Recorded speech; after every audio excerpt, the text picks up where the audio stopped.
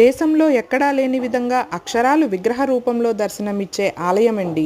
ఈ ఆలయం ఆంధ్రప్రదేశ్ కృష్ణా జిల్లాలోని ఎన్టీఆర్ జిల్లాలో పెదపులిపాక అనే గ్రామంలో శ్రీ విజయ రాజరాజేశ్వరి ఆలయం అండి.